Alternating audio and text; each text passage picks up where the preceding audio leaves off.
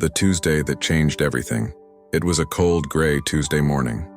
The kind where the rain drizzles just enough to make everything feel heavier.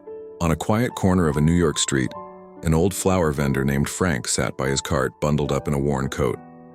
He was 73, and every day he sold a few small bouquets just to get by, for rent, food, and maybe a warm cup of coffee.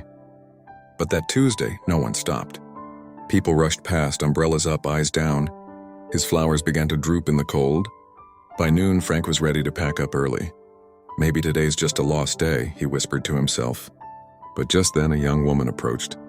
She looked tired but smiled softly. She picked up a bunch of pink carnations, $5. Instead, she handed him a $20 bill and said, "Keep the change. I bought these for my mom, but honestly, I just wanted to give you a good day." Frank was stunned. He tried to speak, but all that came out was a trembling "thank you." His eyes filled with tears as he watched her walk away in the rain, the flowers wrapped gently in her arms.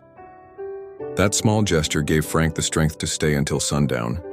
Not because he thought he'd sell more, but because someone reminded him he mattered. The next day, a woman in her 50s came looking for him. "My daughter met you yesterday," she said. "She told me how your smile and story changed her day." She was about to drop out of college.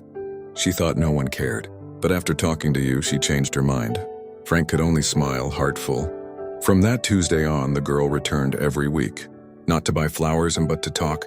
And for Frank, Tuesdays weren't cold anymore. They were the warmest day of the week.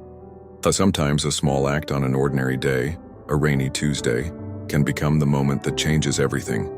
And sometimes Tuesdays can be the most beautiful day of the week.